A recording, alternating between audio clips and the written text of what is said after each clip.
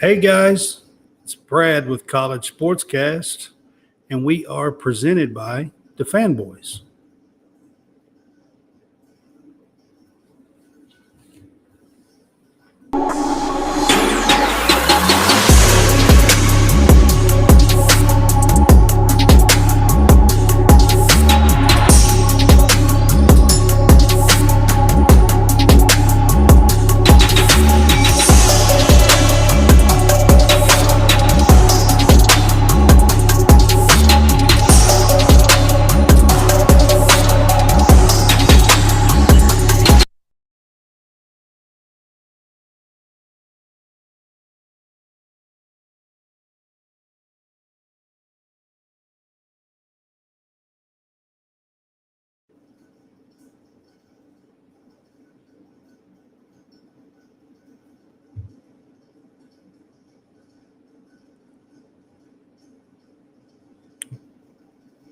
All right, guys, can you hear me?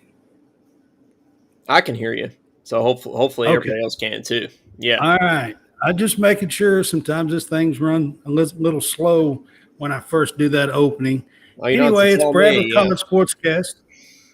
Welcome to the show. Welcome to College SportsCast.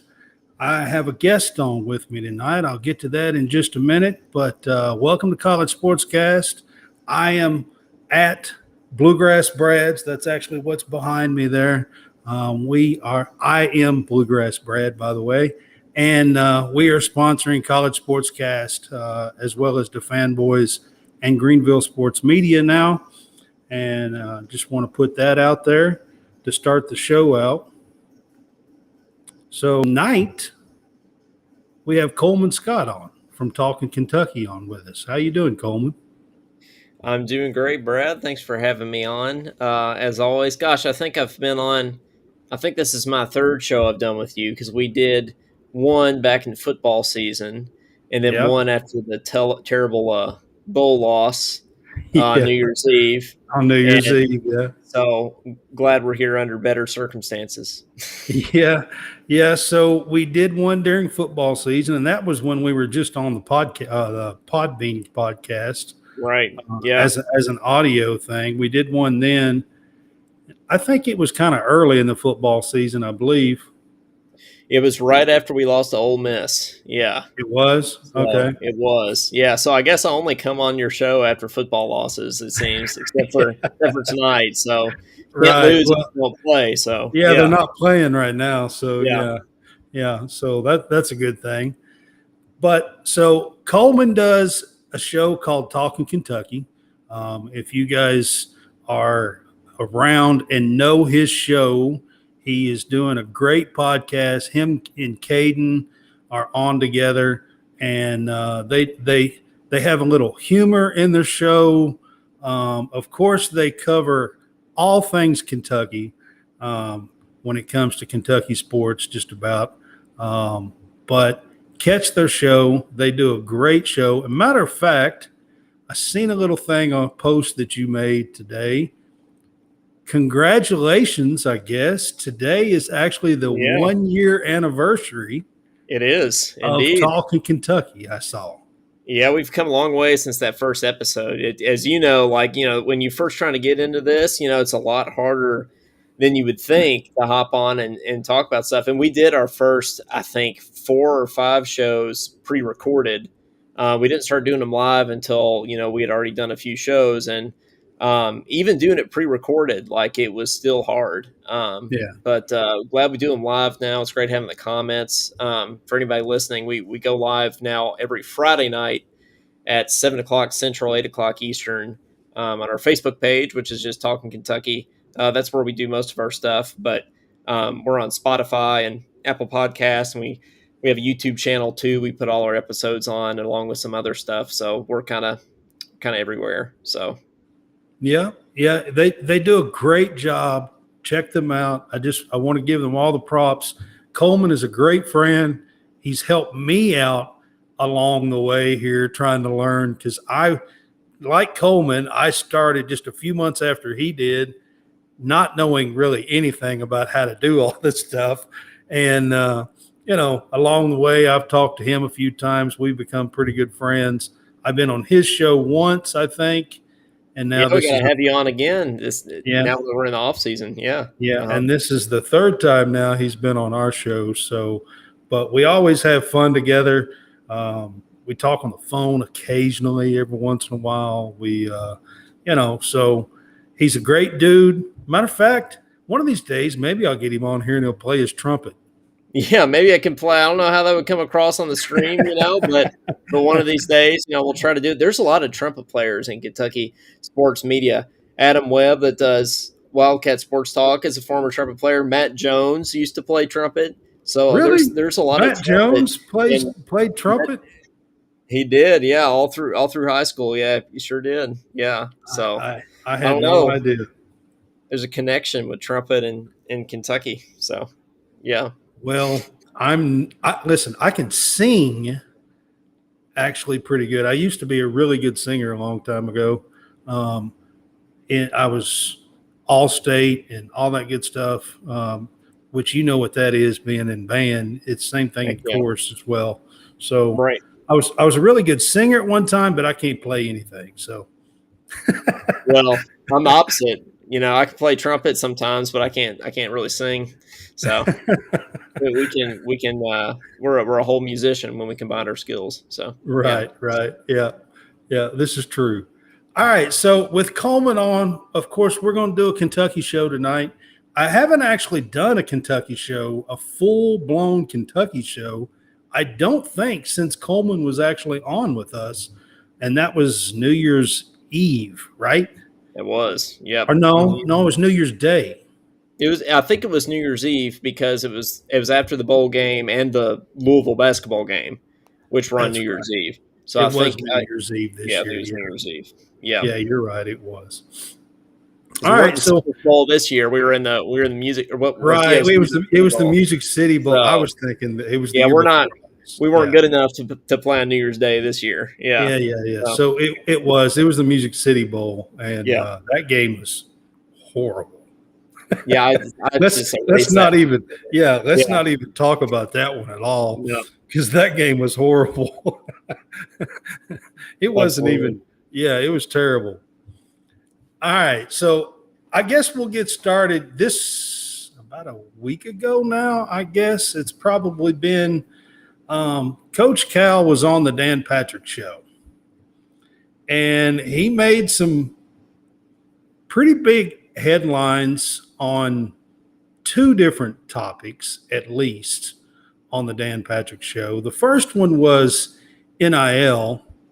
And with NIL, he basically stated that Kentucky wasn't going to guarantee money, that Kentucky should speak for itself, and that you should want to come to Kentucky to play ball and not because they can offer you X amount of dollars.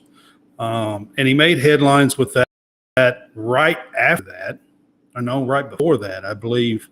The news had come out that Hunter Dickinson was probably not going to consider Kentucky because they wouldn't guarantee him money. And sure enough, he went to Kansas. So, Coleman, I wanted to start out with that with you. What's your take on Coach Cal's stance on the NIL? Possibly, and we did lose out on Hunter Dickinson with the stance. And what do you think about all that? Well, the thing that gets me about the NIL stuff is, yeah, maybe you should come to Kentucky because it's Kentucky. And sure, I can get behind that. I think that's part of what's been wrong the past few years is the guys we've had on our team haven't been true Kentucky boys that have always dreamed about putting on the blue and white and going to play for Kentucky. I think that having that passion on the team is really important. But my thing is, what are we gaining by having that stance? Like by having the stance of we're not going to, pay you to come here. We're not going to guarantee money for you to come here. Uh, you know, what's the point of that? Because to me, there's no gain in that. It's all about like we're losing these players, right, that are going to Kansas. And Hunter Dickinson even said in an interview the other day that he ended up going to Kansas because they pretty much guaranteed just him because from they, from from what I heard, it was at least over 2 million a year. yeah, From what I heard, yeah. Well, I heard it was 4 million. it might be 4, but I know that it was at least over 2. Oh So yeah, Joshua Hart's on with us. He actually does a little stuff with Coleman and Talking Kentucky. So yeah. I, Having I want Josh in to the comments. I want to say hi to him. He actually stops by my show on occasions, a lot of Heck time, yeah, and talks with me too and stuff. So Josh pretty good dude. I like when he's on the show as well. He's probably surprised to see you on, Coleman, because I didn't tell him, yeah. and you probably didn't either, right? No, I didn't. Yeah, I was surprised. I didn't know I was going to be on here until a Right. few I mean, hours ago. We Yeah, kind of threw this together in the last like 4 or 5 hours. So yeah. yeah, yeah. This is the Real Fresh channel. He's part of the Fanboys team, and I just wanted to Gotcha. put him up. Uh, a friend of mine, and he's helped, and he does his own podcast, and he has his own channel as well. So, but so you Yep. ask Yeah, going back what to the we, NIL thing. yeah, you ask Yeah, what like we have what's to the point? gain. So Yeah, exactly. here's where I think Cal is right. Okay, and it's not actually happening. Okay, but last fall, the NCAA come out and said that it's still an NCAA violation for the school to be involved in the money portion of it. Right. Well, They and did then the come out. They counter to did come that. out and say that. Okay. Yeah, Now that's not what's happening in this new NIL world. Okay. it's All not these because schools, it's the all these collective. schools are being involved with it. They are guaranteeing money, whether Yeah. that is through the athletic department, whether that's through the coaches. But the school itself is involved with it. And if there is a chance that some of these schools could get burnt by Yeah. being guaranteeing money and being involved with it. And in the way I view it is that Cal is taking the correct stance. Yeah. No, I think he absolutely However, is. I do agree with you, Coleman. It is hurting us. It is hurting us. And I have to wonder too, like, how much of it is Mitch Barnhart? Because I know Mitch Barnhart is a very conservative kind of guy when it He comes to is, these and it kind of could be things. a lot of it could be Mitch Barnhart. But my thing is with the NCAA, like, it's not the schools that are promising money necessarily. On paper, it's the collectives. It's these like kind of third parties. And that's where the third parties can guarantee the money, but the school is not supposed to be involved with it. And that'll change. Like eventually, like I think some things are going to change to where how it's happening right now, that's not going to be able to happen anymore. And I think there's going to be some stipulations to where the position that Kentucky is taking is the position everybody will have to take. I think Kentucky might be scared that they're going to get punished. They're going to get burned down the road. Well, so and Kentucky always takes the hit. And they do. Yeah, we got a there are target on other their back. schools that gets away with stuff, and Kentucky don't get away with it. And you know that. Yeah, that's right. Yeah, we got the target on our back. But the thing is, with all these other schools, Tennessee, Miami, Kansas, Arkansas, that have these big collectives to just pay anybody whatever they want. They're doing it anyway, and it's like, are they going to really be punished? Like, is the NCAA gonna punish everybody? It's kind of that stance of, well, they can't punish all of us, so let's all do it together. It seems like Kentucky. I can't think of another school besides Kentucky, really that is taking the stance. Alabama, Saban is kind of taking that stance. Yeah, Saban's kind of taking that stance with Alabama football. But basketball, I bet basketball's been a little different. But Alabama football, Saban's kind of taking that stance. So I'm not surprised. Yeah. And but again, he's a little old school and and stuff like that. So, but so, you've got the two biggest, most well-known, you got Alabama football and Kentucky basketball, who are both kind of taking that stance. You know what I mean? Absolutely. And they Yeah, both kind of take the stance of like, we're the best of the best. right. People are going to want to come here because of our Because of brand. who we are. Yeah. But that goes back to, yeah, and I don't really think we're losing out on a lot of guys. I think that at least the freshmen, the people that we're recruiting out of high school, we're obviously not missing out on them because we have the number one recruiting class coming in with DJ Right. Wagner and Aaron Right. Bradshaw, who by the way is officially said that he's coming to Kentucky as of Yeah. today. Yeah. He did. Yeah. These kind of got rid of the rumors there, but uh, yeah, it's just like um, how is that helping us necessarily because of these transfers like Hunter Dickinson, like they're just going to go where the money is. Um, and Well, I but mean, and you can't blame him. That's what he's looking for. I mean, he's yeah, been at Michigan for 3 years, and from everything I've heard, he made less than $100,000 in NIL last year hmm for Michigan. And the only reason why he's transferring is to go to a place where he can cash in, basically. yeah, no, I can't blame him for it. I mean, I guess that's what I was trying to say earlier. I'll go back to that. Is these I can't think of another guy besides Hunter Dickinson that we've really missed out on directly because of NIL. Is trying Right. kind of what I'm trying to think. But so maybe it's not going to affect us in the long run as much as we think it is. But I guess again, what are we gaining? Because you can't tell me we don't have $4 million to offer uh, Hunter Dickinson. I bet that money is there somewhere. Like if we really wanted Hunter Dickinson, I bet we could guarantee that money. I don't think we're not guaranteeing it because we don't have it. I think it's because we just don't Well, want I to. mean, so after the season was over with, it was told that Oscar made 4 million last year. And I don't think that's probably not true. I don't know if that's true or Yeah, not, but it was that's probably not told true. that he made Yeah. 4 million. Uh huh. Yeah, So, but how yeah. much of that is outside? Company. I think NIL is great for like companies that want to do advertising and deals with the players that way. But the way it's happening right now through these collectives where it's pretty much just like signing a contract to play in the NBA just doesn't feel right. So Right. hopefully that'll change. The other thing that was the big deal out of the Dan Patrick show with Cal's comments was he basically said, "I got 6 more years, and I plan on being there 6 years. I'm not going anywhere." There's been lots of talk and rumors and everything and displeasure with Cal and Kentucky the last 2 or 3 years. And in my opinion, rightfully so, Kentucky has a certain standard, and they really have not met that the last 3 years. And it's been a full 3 years. That is not including the year that COVID ended everything. I'm not including that year. So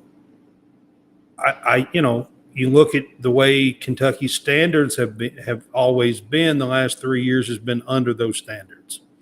So Cal coming out and saying, "Hey, man, I got 3 or 6 years left on my contract. I plan on being there," is a pretty big and bold statement, especially right like within 12 hours after Hunter Dickinson, picks Kansas over Kentucky. He's on there saying, "I'm not going nowhere." Yeah. Yeah. That's the thing. I mean, I got nervous like when I heard that initially because I was like, man, I just don't know if I can take 6 more years of Cal, But then I thought, well, how many things that Cal has said in the past 6 years have ended up being him telling the truth? It's Yeah. like not many. So like he doesn't tell the truth about injuries, he didn't tell the truth about really anything. So, I mean, who knows if he actually meant that or not? I mean, I don't think we should read into it that much. I think we just kind of but we do know that if he wants to be here for the next 6 years, he is going to be here the next 6 years, and there's nothing we can do about it. So we may as well just hope for the best. So Unless there's just enough heat on him that they don't have a choice to can him. And, yeah, talk and about I'm going to be moving. honest with you. Cal has, I mean, he's probably earned enough to ride a few years out if he wants to. Mm-hmm. I don't know if he can ride out 9 years if No. he wants to. Yeah, when's that? Like, when is the buyout going to even become affordable? I don't know, because it's You still know, like $80 million, yeah, right? So right. Yeah. I think Jimbo Fisher at Texas A&M is in a very similar situation than Cal is, because I mean it's He not is. like Jimbo's a bad coach. I mean he's won a national championship, right? I think he's just won the one, but so is Cal, and he has the potential to make Texas A&M great again, but is he going to? Who knows? And the buyout's too big to get him to go, so they just Right. kind of have to ride it out. So Well, I tend to think, and I could be wrong on this, Coleman, but I tend to think if there's an explosion between Petrino and Jimbo Fisher down there this year, and they have another terrible year like they had last year, I kind of think they might get Jimbo. All right, what is Josh saying here? They should have never started NIL deals for players.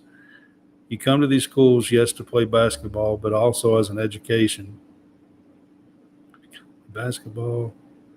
Well, so I don't have a problem with a player who has been here, who has proven themselves to make some money. I don't have a problem with that. That, in my mind, is where NIL should have stayed. It is not about. It's what here's what NIL has actually become, Josh. To me, they've turned college sports into AAU basketball in the 90s. That's what college sports now is, AAU basketball. That's exactly what it is. You know, it's, oh, well, 1 week this person says they'll offer you this, and then 3 weeks later, oh, well, we can do better. You need to come over here, and you can just move and transfer. These kids are transferring in January in football, and then turn around and transferring in April, and transferring out, and not even spending a year there. And I mean, they basically have made this AAU basketball from the 90s. That's what they've done. yeah, I can It's agree with that. it's just a wild and crazy freelance. It is. I can renege and leave and go wherever I want and take whatever amount of money. And if they don't put down some actual guidelines that are enforced soon, it's going to get way, way too far out of hand. Yeah. That's my take on it. No, it will. No, I agree, but I think they will. I think they're going to have to soon. I also don't think that a lot of this money that's being promised to the players ends up actually happening, because it's not like they sign a contract or anything. I think it's just verbal guarantees. Yeah, I mean Um, the quarterback. in Miami, I think it was, right? Yeah, the quarterback was Yeah. off out of high school. Offered was supposedly guaranteed $9 million, Yeah, that's and insane. it's just like that's, and of course it did. They reneged on it. It fell through, and then he leaves. That Yeah. was like around 1st of February Mm-hmm. when all that happened. You Yeah. know, so all right, Coleman. We'll kind of move on to the roster, some transfers. So transfers out. Was there any transfers out that surprised you from Kentucky? From Kentucky. We're talking basketball, I guess. Yeah. Right. That surprised me. No, I don't think so. I don't think I was surprised by any of them. I'm trying to go through, because who do we have? All that transfer we had. I will say that I was originally surprised by Uganda, but then Yeah, he but changed it his ended up mind. that happened. Yeah, But then he changed his mind. I could agree with that. But we had Yeah. Severe, right? We had Damian Collins transfer out, CJ Frederick. Who am I missing? Yeah, Frederick was a little bit of a Well, I'll say this: I didn't expect him to transfer. I thought he would just Yeah, quit playing basketball. I did too, to be honest with you. Yeah, Yeah, yeah, I didn't yeah, think he'd transfer. So, yeah. but no, I'm Now, not surprised that anybody is not playing next year that was going to. So, all right. So transfers in. Of course, they went after Hunter Dickinson. Didn't get hmm him. He's at hmm Kansas. He's going to be at Kansas next year. Um, the transfer portal actually closes today at midnight. Tonight at yeah, midnight. I knew it was Thursday. There's all these weird random deadlines. Yeah, the deadline. The college basketball transfer portal closes today. Yeah. Because of that, over the last couple of 2 or 3 days, there's been a few names that has popped up that Kentucky has contacted. Yep. Um, they actually had somebody in yesterday and today, the Johnson kid from San Diego State, for a visit. He's like a 6'7" kid. There's about 3 6'7" kids here that they're looking at, and I want to mention all of them. Well, there's two, and then there's another big guy that I was going to mention here. But there's some that's coming out here. He's one of them. And then yesterday, there was some news that Kobe Brown from Missouri actually might put his name in the portal. And if he does, that Kentucky was going to hard press for Kobe Brown. Kobe Brown played at Missouri last year and had a pretty stellar season last year. Was he? I can't remember. Wasn't he a guard He's a though? no, he's a forward. He's about He was 6'7". Okay. He's about 6'6" or 6'7", somewhere Okay. around there. Um, Didn't they have a point guard that was really good too? they did. Okay, maybe I'm They thinking of did. him though. Okay, but They yeah, I remember did. that name. Yeah, when we played them. Yeah, yeah. Oh, he had. I mean, he had some 25 and 30 point games against some good. He scored 25 against us. Yeah. Um, you know, he was, if I'm not mistaken, he was first or second team All SEC hmm last year at Missouri, and he would be a great pickup. And then about 2 or 3 hours ago, um, there was a name that has been put in the draft from NC State. He is a 7'1" center who was a 4-star kid that we recruited but didn't offer. But he was ranked as the 40th player in one of the rankings. I'm not sure. I didn't look at it which one it was. I think it was on three, I believe, but because that's who was telling the story. I'm trying to think of the kid's name. Isaiah something starts with an M, but I can't remember the kid's name right now. Yeah, I know who you're talking about. Yeah, I can't remember what his name is, but I know who you're talking about. But he is he's 7'1", and he redshirted this past year at NC State. He's only been there 1 year. So if he does transfer and come to wherever he goes, he would technically have 4 years remaining. But there's a catch. He's one of those kids who's put his name in the NBA draft. Gotcha. Yeah, But we he know how that didn't play goes. last year. Yeah. He is 7'1" and has some talent. But the real interesting thing about this story is this. So guess who he's been working out with? Who's that? Ugana. Oh, there you go. Yeah, Him and that is it. Ugana, him and Ugana have been working out together Well, for the last month. yeah. All these big guys that we're recruiting, though, I mean, that tells me, and I didn't really think he was ever coming back to begin with, but that tells me that Chris Livingston isn't coming back, which he's still kind of on the fence. Like, if we're going after if we go after the Kobe Brown kid, if we go after this kid This from San Johnson Diego kid, State, yeah. yeah, from San Diego State, that tells me maybe Oscar or Chris Livingston isn't going to come back. or The power both. forward thing, yeah, or both. Yeah. But I think it's also possible that we could get Chris Livingston and Oscar back, which would be crazy. I think it's unlikely, but I think it's still possible. I thought Chris Livingston was certainly gone probably a couple weeks ago, but as of this week, I think there's a chance, he could come back again. Yeah. So So, we can talk about some of those guys too. I mean, as far as the roster for next year and stuff, the G League combine begins in 2 days. it's like, the yeah, 13th or something like that. right. And we have 2 players that's been invited to the G League combine, and that is Reeves and Toppin.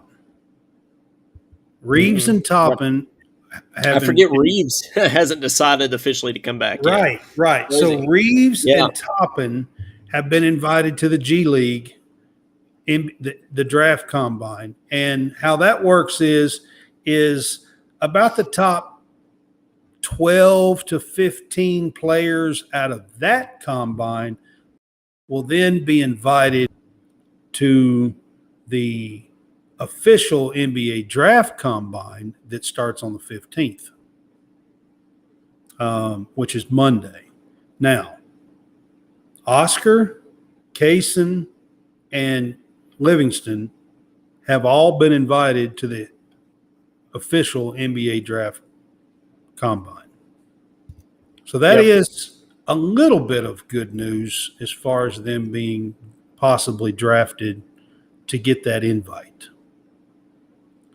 I'm going to tell you, I know that we all have a little bit of hope that they will come back, or 1 or 2 or 3 or whatever will come back.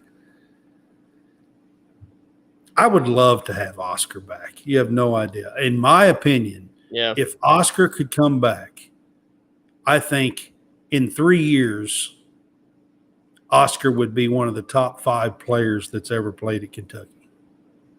Statistic-wise and everything else. I mean, if you look, he will definitely be the leading rebounder that Kentucky's ever had.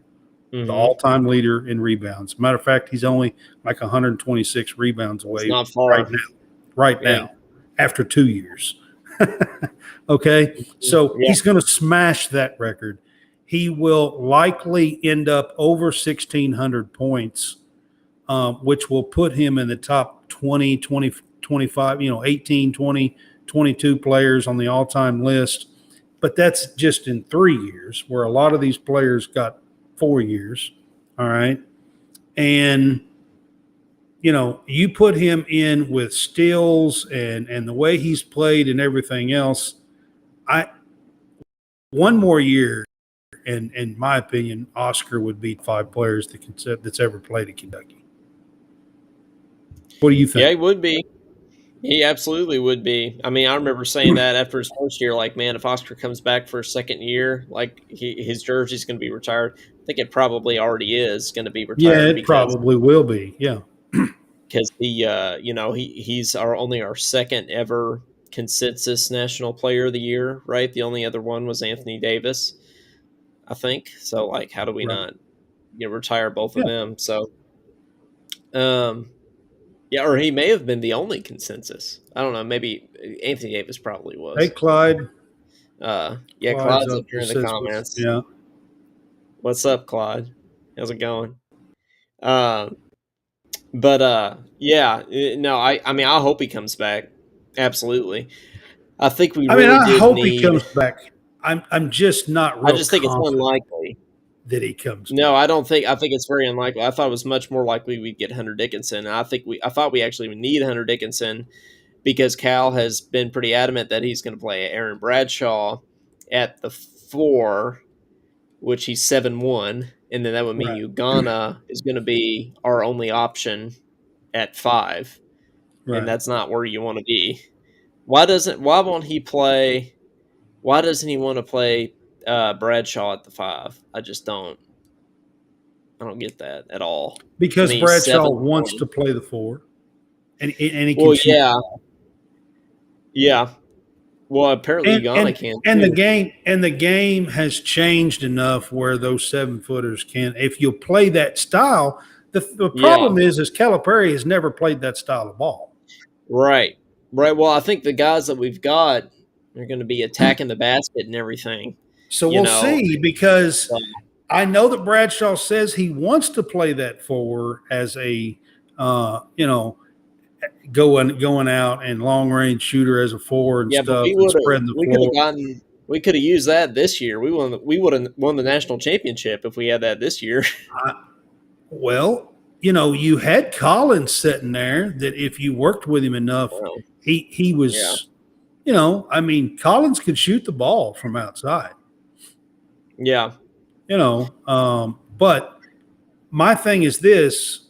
That's not something that we've actually seen in that Calipari plays a whole lot. So we'll see if that actually.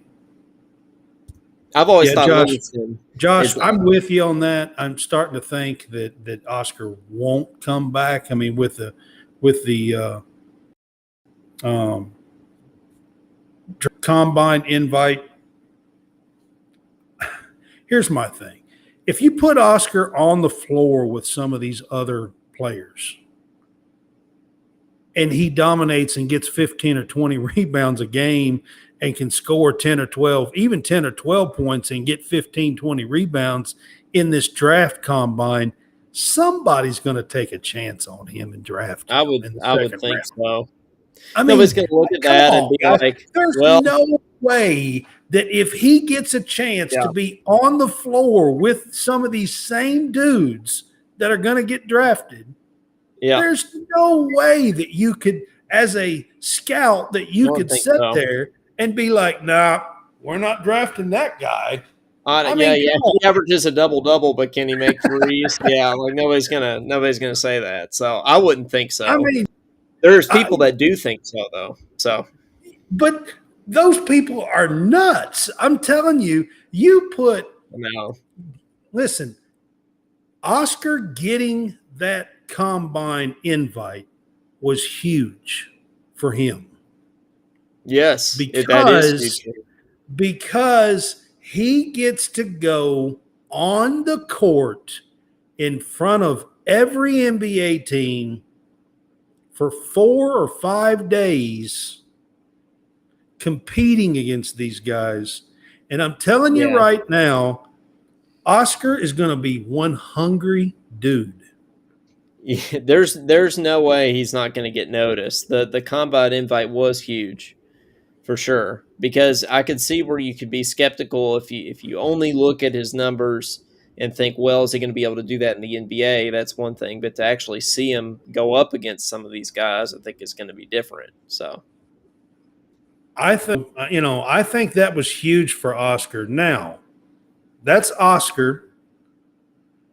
Kaysen, you don't have to worry about. Kaysen's going to be top 10 or 15. yeah, I'm Cason's pretty gone. sure, Yeah, you know, so I'm just saying where he's going to get drafted, and he's already gone anyway. He signed with an agent and everything, and I don't blame him for being where he is. Chris Livingston,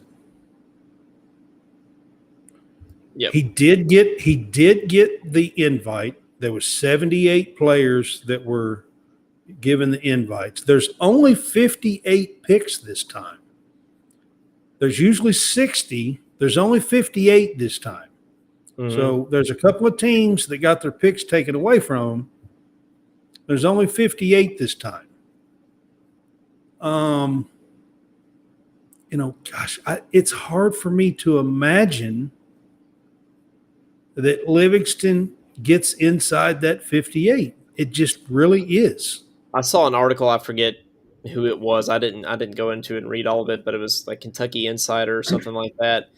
Uh, Came out with a headline today that said NBA teams are advising Chris Livingston to go back to school, to go back to Yeah. college. Yeah. And to me, Chris Livingston is a guy that can have a huge second year jump, kind of like Terrence Jones did in between his first and second year. I don't think there's been a single player that's had a bigger the first to second year jump, except maybe PJ Washington, than Emmanuel Terrence. Quickly. maybe.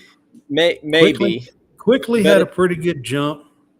if I'm thinking of like big guys, Yeah, guys that yeah. aren't like if I'm leaving point guards out of it, like I mean, yeah, like I think Terrence Jones coming back was vital to us winning a national championship that year, and I think this team can be comparable, and I think Chris Livingston can play a similar role on this year's team Well, if he that comes says back.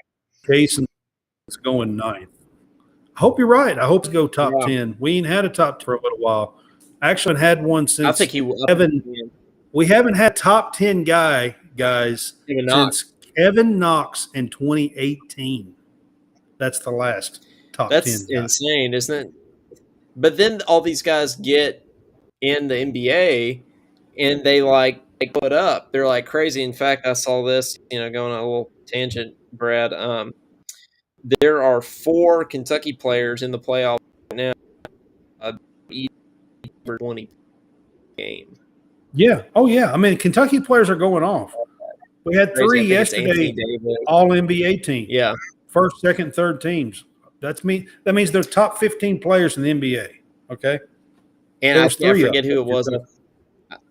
I think it was Shannon Sharp on his, not Shaden Sharp, Shannon Sharp on his show with, who was, I think he Skip Bayless, he does his show with, saying, man, how has Cal not won like 3 or 4 titles with some of these guys with the Oh, I talent that know. we've had? I It's know. I insane. mean, Yeah. honestly, it really is. So Livingston, I'm worried about, but here's the kicker with Livingston. Does Livingston transfer? Does he put his name in tonight to transfer if he does come back? Because I think that's a possibility. Yeah. I really do, guys. And I know I don't think it Kentucky would fans. be. I'm a Kentucky fan. I know Kentucky fans don't want to hear that. I know Kentucky fans Yeah. don't want that to happen. But Well, I I don't think think the it's for truth Kentucky. is that there is Yeah. a chance that Chris Livingston puts his name in the transfer portal. I don't think it wouldn't be because Cal and Kentucky don't want him. I think it would be because he wants to leave. But I don't think it would. I think we would prefer to have Chris Livingston. I would I be do shocked too. if I Cal do doesn't. too. Yeah. Yeah. I think we'd rather have him than not. So I don't think it would be one of those situations where Cal would say, "Hey, if you come back, you aren't going to get that many minutes." I don't think it'd be one of those situations because if he comes back, I think he's starting. No, I think he'll be a starter next year if he comes back. I really Yeah, do. because if he came back, I mean, what it would be Wagner. Who else? Well, I mean, you got the three. You got the three. You got Dillingham and Wagner and Edwards. So, but I still think Chris Livingston would be a starter next year. I really do. Start Chris Livingston at the 3. So what? Would you have Wagner, Dillingham, Chris Livingston, Bradshaw, and Ugana, or Bradshaw and Oscar? Yeah, That'd be a pretty insane 5. yeah. If you got Oscar back. Yeah. I just know that Kentucky fans don't want to hear that. I'm trying to tell you guys that it is a possibility. Now, Mm-hmm. I actually think, and call me crazy if you want to, but I actually believe that there is a chance in the late picks, 50 and below, or 50 and up, whichever one you want to call it. I think there's a chance that Jacob Toppin gets drafted. Outside chance. Just his athleticism. Yeah. His length and his athleticism. Mm-hmm. I think there is a chance that Jacob Toppin gets drafted. I really do. I think he's like a sort of His brother's already in the league. Everybody knows his name. They know his athleticism. NBA. You know what I mean? Yeah. I think he's sort of like a NBA prototype kind of guy. Like, I mean, I just think he's built like that in terms of. I think that in my opinion, Toppin has a better chance of sneaking in that 58 than Livingston. I could agree with you there. That's my opinion. I was shocked when Livingston. I mean, you talked about if I was shocked if any at any transfers. I was shocked at Livingston entering the draft. That would be my biggest surprise of people sort of leaving for next year. Clyde brings up a good point of you can't enter the transfer portal anymore. The deadline was today, but are you saying that he might enter it today? He has till midnight tonight. Yeah, yeah, Midnight tonight. And all that means is the paperwork has to be turned in. It don't have to be announced for another 2 or 3 days. right, yep, They have like 48 hours. Don't so it, if it was at midnight 48 hours from now, it wouldn't really have to be announced till the next day. But yeah. the paperwork has to be turned in, Clyde, by midnight tonight. Just so you know. He just said he's not going to enter it. He's not going anywhere. I'm just throwing it out there, Clyde, and I understand. I understand that nobody wants to hear it. Nobody wants to know that might happen. But I'm still telling y'all that I feel like I could be wrong. Yeah, I don't think it's crazy. And I don't think it's crazy. I'm not saying it's definitely happened, Clyde, okay? All right? I'm just saying that there's a possibility that could happen. That's what I'm saying. All right. So I've talked about Livingston, talked about Toppin. Let's get Reeves.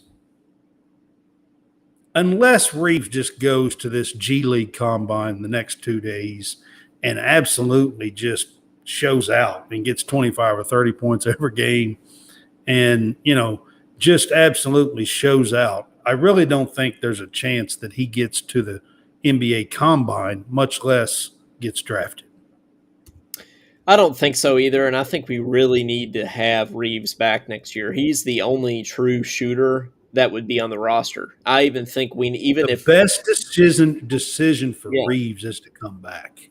Even for Kentucky, like even if Reeves comes back, we still need to go to the portal and get a shooter because we don't have anybody like him. One more because we wouldn't have any if he leaves. Yeah. Right. Well, I mean, you got Shepard. He's going to be a freshman. Oh, right. I think, but Cal's not going to play him as much as he should. No, he's not. So, and Kentucky fans better be ready for that because he's going to be another Dante Allen, and from that regard, we're always going to want to play. I mean, he might play a little more, but he's not going to play He'll play minutes. He'll play more than Dante did. Yeah, he's not like Cal never played Dante. He's not going to be Dante Allen, but like that mentality of the fans saying, "Hey, you need to play that Kentucky boy more." Like that, I think that's going to be a thing with Reed Sheppard. Yeah. But so out of all of them, I think the chance that one of them suits up for Kentucky next year, Reeves is probably the best shot. I would agree with that. Yeah, for sure. And I would put Livingston next. I'm a little reserved on the Livingston one. Let's see if we get through the next 2 or 3 days without some news that we don't want to hear on that.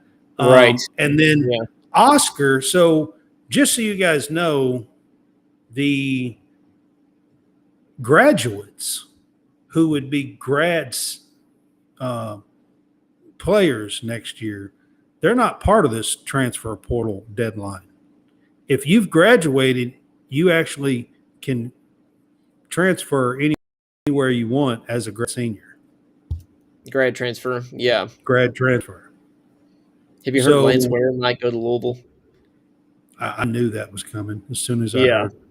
Yeah. He just strikes me as a Louisville guy. Like, I mean, just like. Well, he was.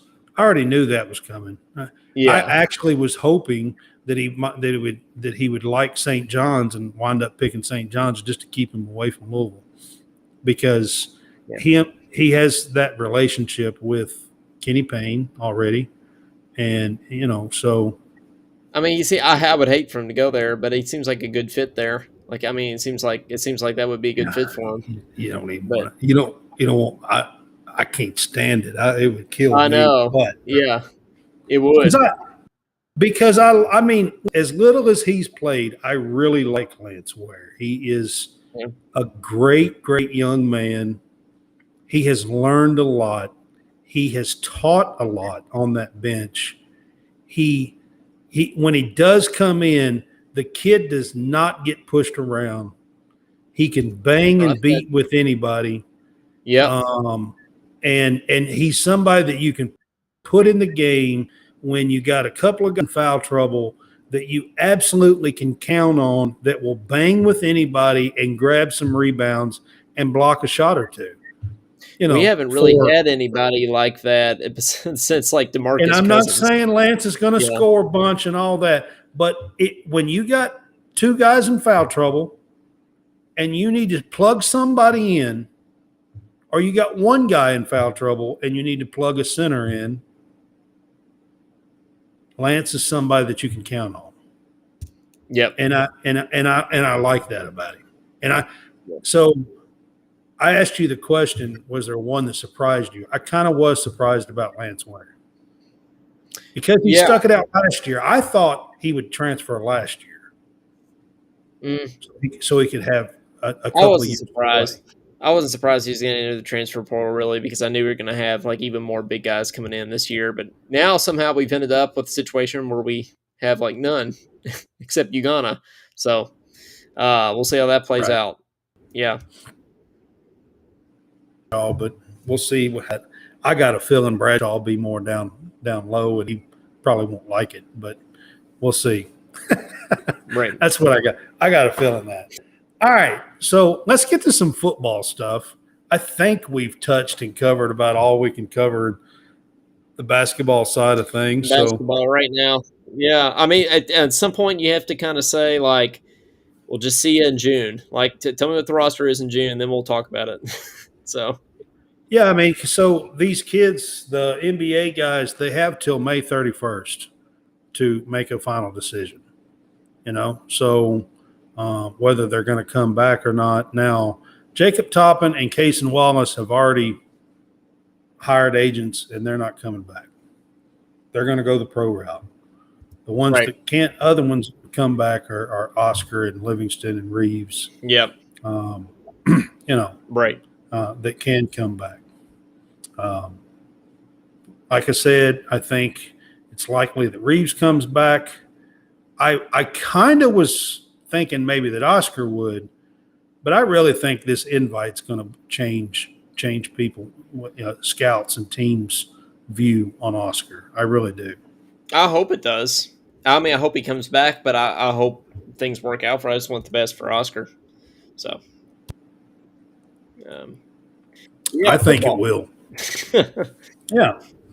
All right. So football, we had a spring practices. We didn't have a spring game because they're putting down new turf at Kroger Field, Commonwealth. I still call it Commonwealth. Yeah, I've got to still call it Commonwealth too. I hate it. Yeah, I don't know. Yeah. I really don't like the whole Kroger Field thing. But anyway. Yeah. All right. So they were putting down new turf. So we didn't have a spring game, but they did have a few practices Saturday, scrimmages type deals that some of the fans, and that they did have a fan day and stuff, at the spring practices. Devin Leary, the new quarterback from NC State, was healthy enough that he practiced the entire time with the team. Liam Cohen is back as the OC, offensive coordinator, which is an absolute monster hire to get him back in the you know what I mean? To get him back from the NFL. Let's give Stoops some credit on that. That's a monster hire. I mean, yeah, really. And we're forgetting. I thought we shouldn't take for granted that we have Brad White back too. Oh yeah, Brad White's definitely been. I think he's been the best defensive coordinator that, honestly, that I can remember at Kentucky. Yeah, no, I think so too. I mean, between you take Stoops, Vince Marrow, Liam Cohen, and Brad White, that's a hell of a coaching staff right there. Man. Yeah, it can't get much better than that. It just can't. It is, but listen, it was a huge hire to get Cohen here 2 years ago. All right. But when he left to go back to the NFL and go to the Rams, I thought he was gone forever. I mean, Yeah. for him, for Stoops to get him back Yeah. was an even more. I mean, it was just an enormous hire to Yes. get him to come back. Yep. Yeah. So if Kentucky can keep guys together, we were talking about Brad White and Morrill and and Stoops and Cohen. If we could keep these guys together for like 3 years and make a run right here, yeah, I think Kentucky. I think the nation's going to be surprised at what Kentucky can do. I really do. I think when's the 12-team playoff start? Is that next year? Not this year. Starts next year? not this year. It starts in 2024. And I've already been on record to say that I believe that Kentucky can sneak in that 12-team playoff. I think they can. I mean, the Citrus Bowl year, we were 11th. I think when one of the Citrus Bowl. I think it was either that was last 18 year. Okay, the 18 year we were 11th, so we would have been in the playoff, and we lost 3 games. Like, go 10-2, and you're in the playoff. Yep. If you go 10-2 in the SEC, you're 9-3. In the SEC, you can probably sneak in that 10-11 spot. Yep. Honestly, you probably can. And I truly believe that if we can keep these core coaches together, I really believe he can make it run. I really do. I do too. Yep. Yeah. Absolutely. Yeah. So that's my big stance for Kentucky football. That's going to surprise most people. In 2024, 2025, if Kentucky's name is called in that top 12, it's going to surprise a whole lot of people. Who would have thought we'd ever? And I'm going to tell you right now, Kentucky fans, it's going to be insane. If people think that Kentucky fans are crazy about basketball, you just wait to see the sea of blue that shows up. Oh my gosh! When we make the college football playoff championships. I mean, I know Kentucky fans are supposed to like basketball first and foremost. That's supposed to be our first love. But like, I get more excited about football. I really do. I'm not ashamed to say that. Yeah, it's going to be nuts. Kentucky fans are going to be crazy when Kentucky makes. Now, how would the playoffs work? Like, would it be just the New Year's Six? Would that be the 6 games that happen, or would there be like higher seeds get to play at home, or like how would that work? So they announced it this past week, the for 2024 and 2025. So here's the way it's going to work: the top 4 seeds get a bye. Okay. So then you have 5 through 8 who actually get a home playoff game. Okay. The first round is home. Is at home. 5 will play 12. 6 will play 11. 7 will play 10. And 8 will play 9. Okay. It's not crazy that we could. And the higher seed, higher seed, the 5, 6, 7, and 8 seeds actually are going to get a home playoff game. Do y'all understand how huge that will be? Yeah, it's not out of the question that we can sneak in that top 8 and get a home playoff game in Lexington. Yeah, you want to talk about crazy? Oh, I mean, my can God. you imagine? Can you imagine us playing like, I don't know, Oklahoma State or something? Yeah, Oklahoma or something. Or Oklahoma and Lexington playoff game. That would be absolutely insane. Like USC. Yeah. USC. Yeah, that would be insane. Or like Notre Dame or something. Yeah, Notre Dame. Yeah. I mean, it would be insane. I'm telling y'all. And I think there's a possibility that this stuff could happen. I really do. Now, This yeah. coming year is only 4 teams again. Kentucky has a really tough schedule this coming Yeah, when you got year. I to don't, play Georgia and Alabama, yeah, and of it's not course ideal. Tennessee. Yeah, You they're not know, going to. Well, at least we get them at home. yeah. But yeah, But Georgia and Alabama, we play Alabama at home. yeah, it's senior day. Yeah, and then the Georgia game is away Yep. this year. But you're not beating Georgia at home or what? I mean, I just don't think anybody's beating No, we're Georgia. not. We're Heck, not beating yeah, Georgia. I just don't doesn't see matter it. where it is. Yeah, Yeah, it doesn't matter where it is. And to be honest yeah, with you, I would be shocked right now sitting here if we was to beat Alabama, even if it's at home. I would too. I would too. I think Now, it's now after 6 weeks of the season, and to see how the two teams are playing, I may change my tune a little bit. But setting 3 months before the season starts, right now, I can't see that. I just can't really see now. God, I want to kick Tennessee's teeth in so bad. You have no oh, idea, it was Coleman. awful. It was like this that watching that game this year, like that was the worst experience I've ever had in my life. I mean that was awful. Oh, I have turned off a total of 2 Kentucky games. It like not football, any kind of Kentucky game in my whole life. I've turned off 2 before the buzzer sounded. That Tennessee game this year, and then the Duke year when they beat us with Zion and they were up by like 30 at halftime. I turned that off at halftime. Uh, but yeah, that was awful. I turned it off in the third quarter. I was just like, I can't take this anymore. Like that was awful this year. yeah. No Oh, I no other know. way to put Just it. Yeah, and I, I know that there are other teams that I'm supposed to probably not like, but I'm gonna tell y'all right now. I I just I that Tennessee team, that team down south of us, man. I just don't like them at all. it's Y'all awful. have I no remember. Yeah, idea. I was I listen. planning. I do this show, and I try to be unbiased most of the time. But we're doing a Kentucky show tonight, so I'm really kind of showing some of my colors that I don't always show when I college sportscast. I've actually got on a Kentucky shirt as well tonight. I did that Yeah. on purpose, actually. Oh Yeah, yeah.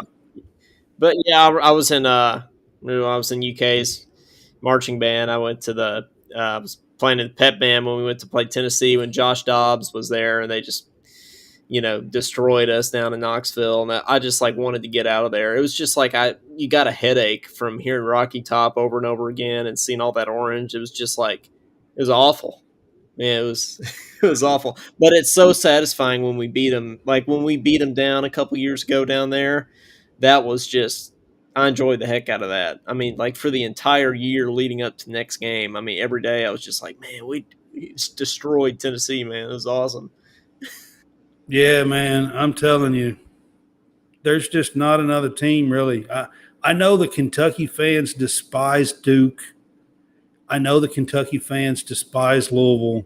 Yeah, I know, there's for me, Tennessee is right. Tennessee's way worse than Like Louisville it's to me. It's hard for me to hate. I mean, I do hate Louisville, but it's hard for me to hate Louisville the past couple of years because we just beat them up in every sport. Like it's not even close. So it's like, why? Yeah, yeah. it's like there's no point in getting Jeff hyped Brom's up going for to the turn that game. around, though. By the way, He Coleman, is. He Brom's is. a good coach. Like right away. Like I think even this Yeah, year it's going to be a Kentucky fans. different That's kind of that's game. one game the Kentucky fans better kind of change their tune on and get because Jeff Brom is going to turn that around. Yeah, he is. He is. And Tennessee I'm glad does about that have because Tennessee does have the worst fan base ever. yeah. Seriously, I've Yep, been to they too many Tennessee games. yep. I'm telling you, they have the worst fan base ever, and I'm not even. It's not even close. I mean, It used to honestly. be like when Louisville's good, Louisville rivals them. But the past couple of years, we've just talked trash to Louisville, and they're like, "Yeah, yeah, we know." Like they don't even But it's they don't kind of even funny fight to me. back. Yeah. Yeah, but uh, yeah, I remember just like when I was at the game when Lamar fumbled, and all the Louisville fans were talking trash, like, "Don't worry, it's almost basketball season," that kind of thing. And then we beat them. It was like the best thing ever. So All yeah, right. So let's talk a little bit about transfers and recruiting in football. So I don't think too many people have paid a whole lot of attention to this, but Kentucky football has had 18 players transfer since the end of the season this year. yeah, It's a lot. not as many as Colorado. Have you seen the Uh, Colorado stuff? yes, yes, yes. I know, but I'm Yeah, just saying, like, it's a lot of players to lose to the transfer portal in 1 year, I think. Um, it is. we It's not. I don't think it's crazy for this day and age because I think more people are transferring in general because of NIL stuff. But It's uh, unbelievable. This whole yeah, transfer portal stuff is out of yeah, control. You're talking yeah, about it is. Colorado, okay? There were players that transferred to Colorado in mid January and then And then turned left. around in mid April and put their name back in the transfer portal and left Have you seen what the twice in number? 3 months. Have you seen what the numbers up to now?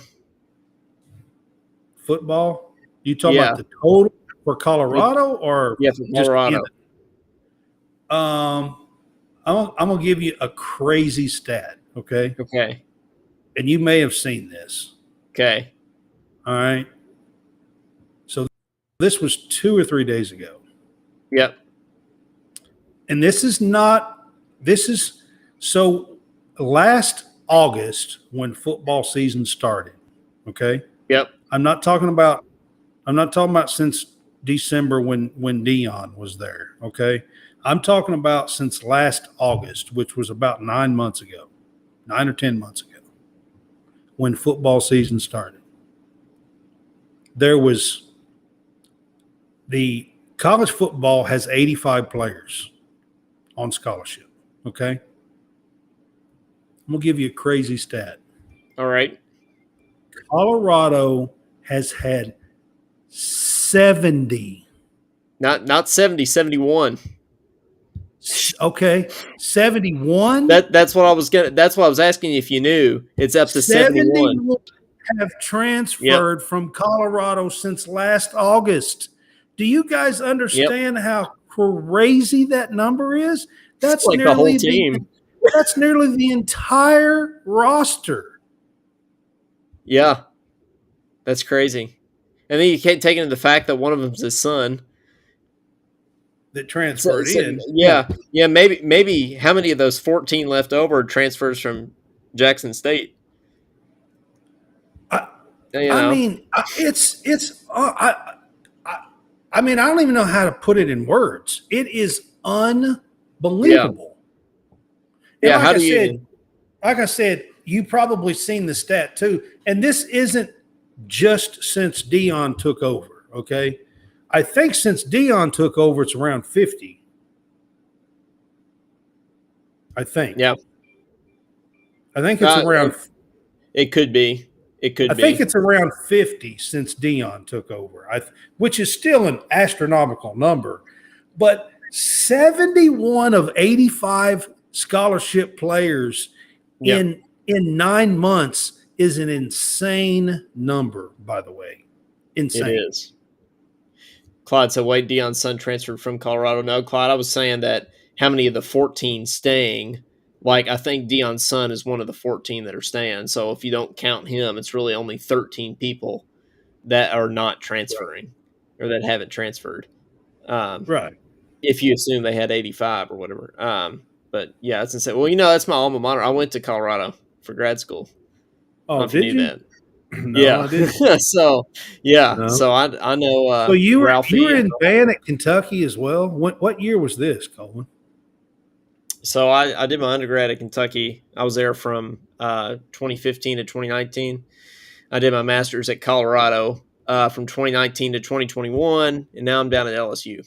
So You may my niece is a drummer in the band. She was a pet band.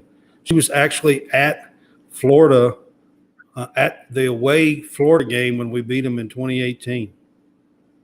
Oh, okay. Oh, I was okay. I wasn't there in 2018. I was there the last time we didn't beat them down there, but Do you I know was the there. name? Do you know the name Emmy Jones?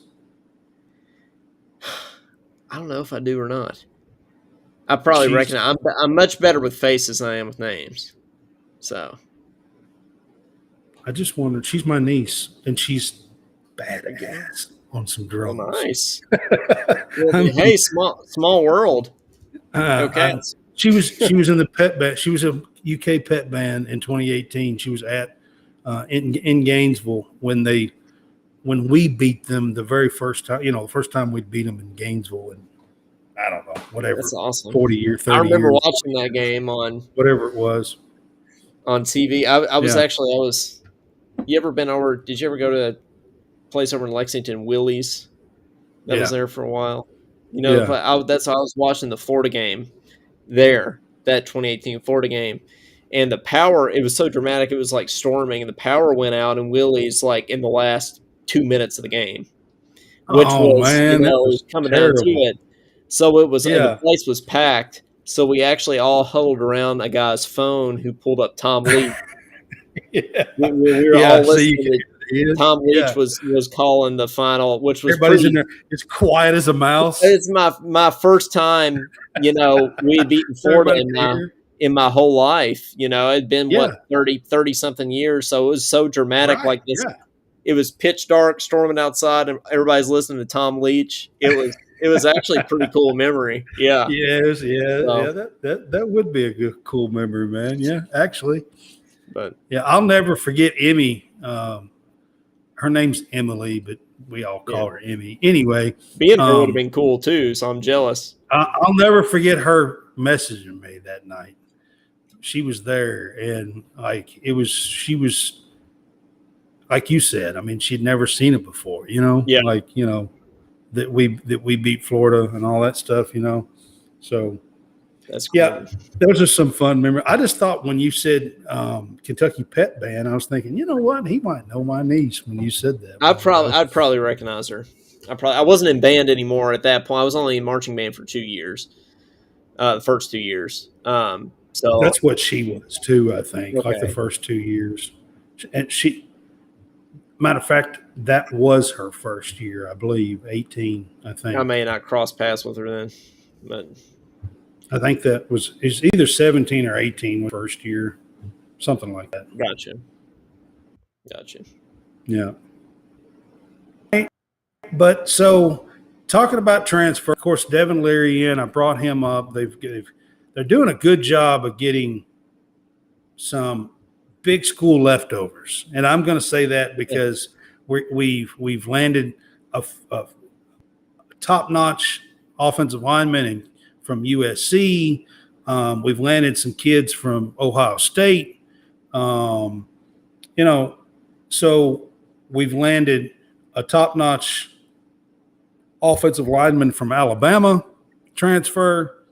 yep. Um, And then an so, Ohio State kid too that just transferred in. yeah, Ohio State, couple of Ohio State kids now, I think, that have come in because one of those cornerbacks was Ohio Your State too. cornerback, that's right. Yeah, I forgot about him. One of the cornerbacks was Ohio State as well.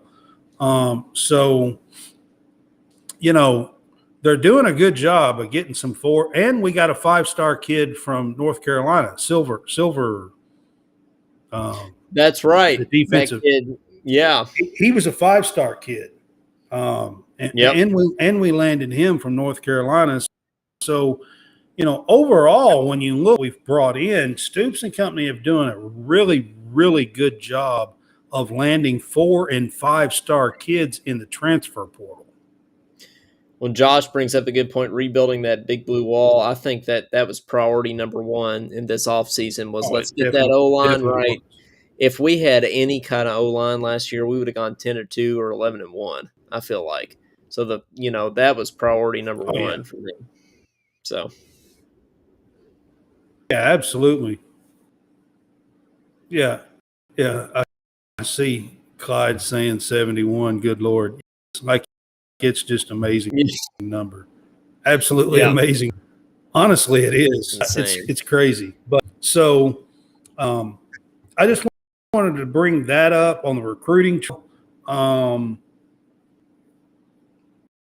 They're lining up some some 4-star players to come in for visits and stuff. And like you said, when we started this kind of football talk, Brad White, Cohen, even Scott Yard that has been with Cohen 4 that's still there, and Morrow and White and Stoops.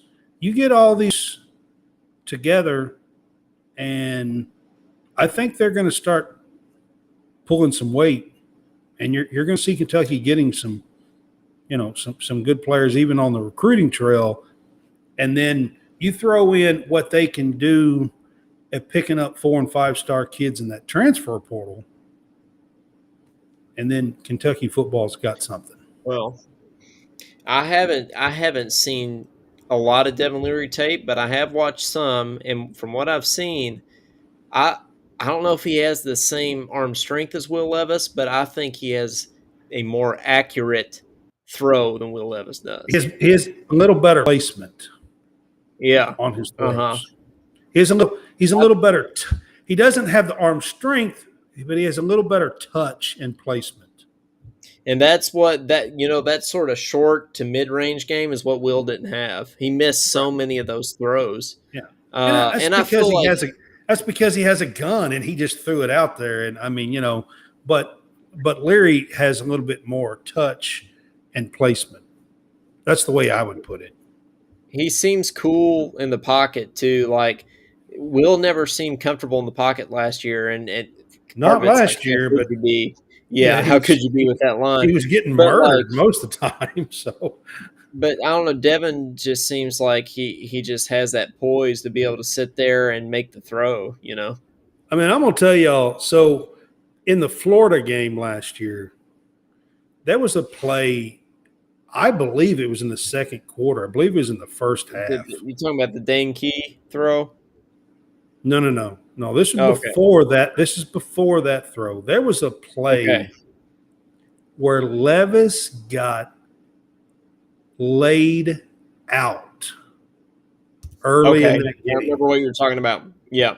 I mean, they come up under his chin and the face mask and fell down on top of him. Levis got laid out. And I'm talking about in a split second. I mean, the offensive lineman just whiffed completely. There was nothing there. The guy just completely whiffed. And in a split second, somehow Levis got the ball out. I don't even know how he got the ball out. It happened that quick. But then we didn't have Chris Rodriguez, which didn't help. Yeah, and we didn't have Rodriguez. So Levis jumped up like nothing happened. And I remember that now. I was astonished. I was like, "Holy cow! How'd that guy do that?" I mean, he's not a kid anymore, but like, oh my God, how the hell did he just do that? And when you're taking that kind of beating, you do tend to have bad footwork and a little uneasy in the pocket, and you know what I mean. And he was last year a little bit when it comes to that. Well, it seems to me like at least the personnel we brought in for the O-line this year, like that we're gonna have a better O-line this year without a doubt. But I'm curious to ask. I think I was telling you earlier before the show started that I'm gonna have Freddie Maggard on my show this summer. So and Freddie's like the football expert, so I wanna kind of ask him what his opinion on the Big Blue Wall is going into next year. And for my show listeners, your regulars here in the comments, Clyde and Josh, we got a couple little teaser. We got a couple big announcements tomorrow of some people that we're going to have on this summer that we'll share with you on the show tomorrow. So stay tuned for that. We've got two people coming on this summer that we've that we've landed that we're really Oops, excited about. So. we might have just let one of them out of the bag. Oh, did we? I don't think you know. did. Well, I think you said his name.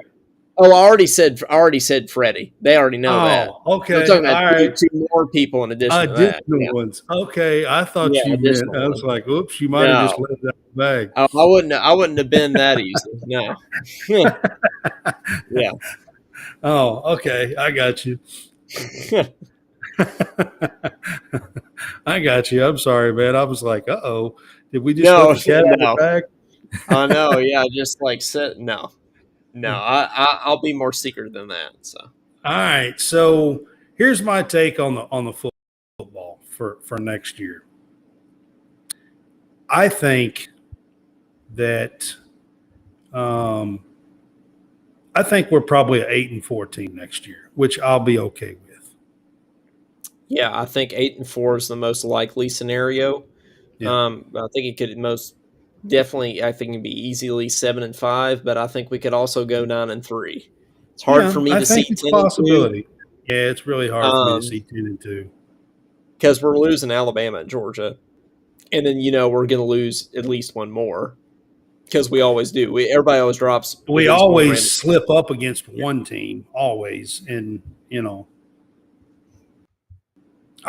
I think last year we got beat by South Carolina early. You know what I mean? Like we always lose to some team that we probably shouldn't have. Yeah, and we lost to Ole Miss away last year, and I don't think that wasn't a terrible loss. Not away. It wasn't. It would have been a bad loss if we lost at home, like South Carolina. That was an awful loss. Well, oh gosh, I forgot about them. Vandy. Don't forget we lost to Vandy, but Mississippi State. Why y'all gotta remind me of this shit? I know. But Mississippi State, man, we played them on the road, don't we? We play Mississippi State on the road this year, yeah. Yeah, we can't win in Starkville. Like every time we go to Starkville, it's like we forget how to play football, and so I can't pick us to win down there. So there's 9-3 right there. If you do Alabama, Georgia, Mississippi State, and then if you factor in one more, it's like there's 8-4 sitting right there. So I think it's 8-4. I mean, you're right. Could we get to 9-3? I think we can. But we could very easily be 7-5. I just think that with Leary, I think 8-4 is where we'll be at. That's what I say. Yeah, I think so. Just number early on, while you're on the show with me. Yeah, I think I could also see Kentucky doing something like losing on the road to Vandy and beating Alabama at home or something. I mean, I just feel like that's a very Kentucky football thing to happen. We always lose to somebody that we shouldn't lose to. Yeah, we shouldn't lose to Mississippi State this year. Josh and Clyde, y'all shouldn't even be reminding me of that stuff. That's terrible. I know, right? Yeah. Well, it's all right. We're on to this year. I can't wait for football season. I'm sad there was no spring game. I went to LSU's spring game down here, so that tied me over a little bit. But right, that was fun. But yeah, LSU's got. All right, sort of mention it at least. So Kentucky baseball had a great series last weekend. Swept South Carolina. Kind of got back in the race for a possible hosting a ring game. And it's possible that they could do that. The SEC tourney starts in a couple of weeks, and they're at 14 wins. They play Florida and Tennessee, or Tennessee and Florida, the next 2 weekends. Florida's going to be mighty tough. Tennessee won't be easy, but I do think that we possibly could win the Tennessee series. We probably won't beat Florida. But if we could win 2 or 3 of these games, then we have a good chance of hosting a region tournament game, or for the. Yeah, and who would have guessed that after the season we had last year? Everybody thought Mangione was going to be fired. So this year, right? Like he's done a great job.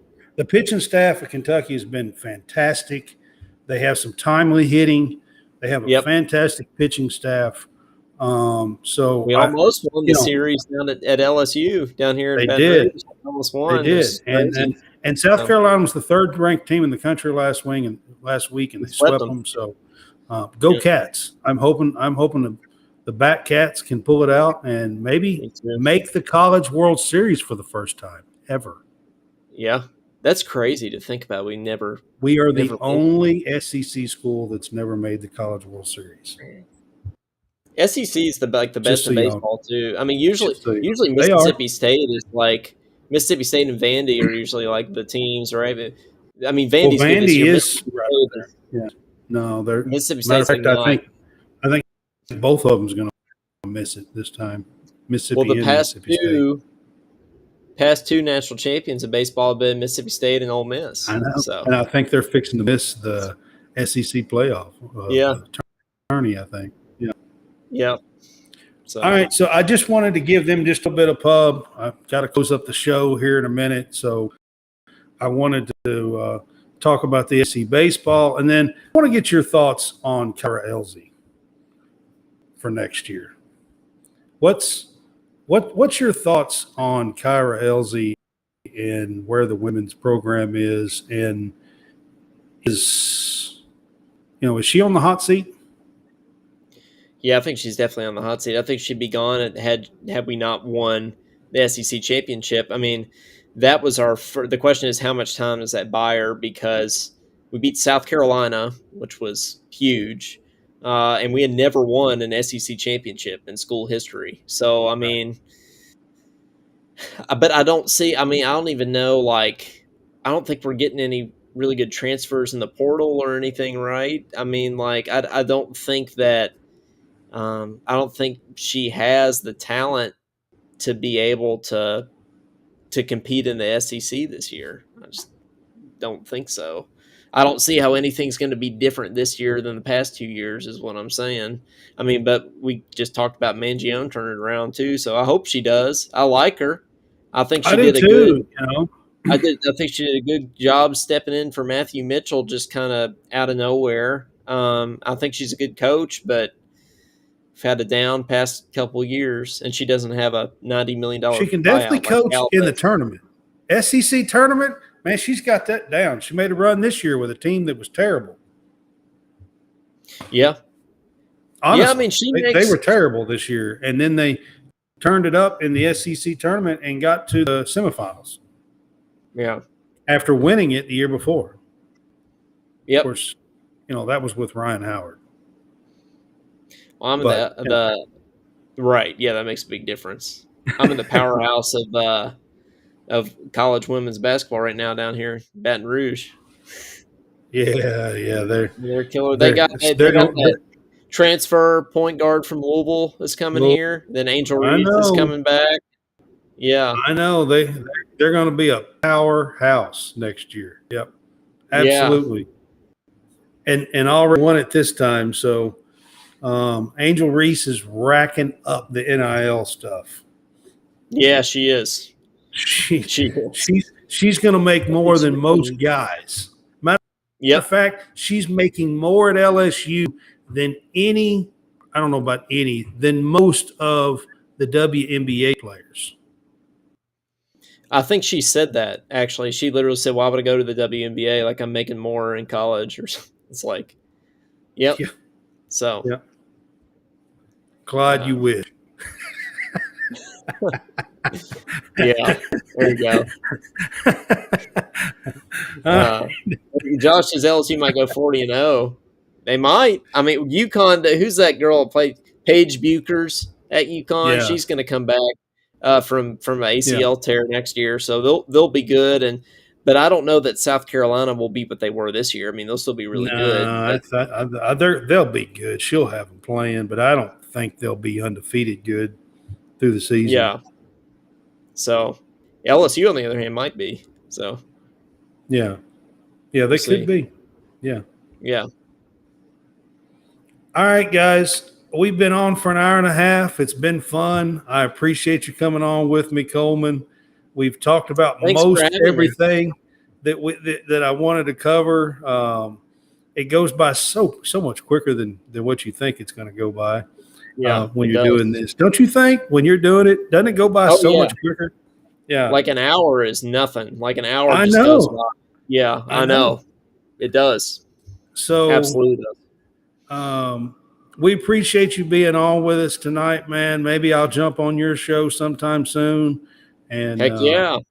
Come on. yeah, and we'll talk some more Kentucky stuff. And like I said, Absolutely. I've been a little bit more biased tonight than I normally am on my show.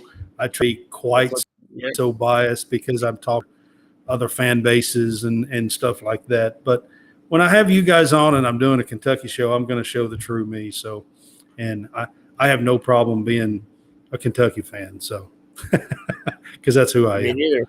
Yeah. True blue, true blue. I've been that way.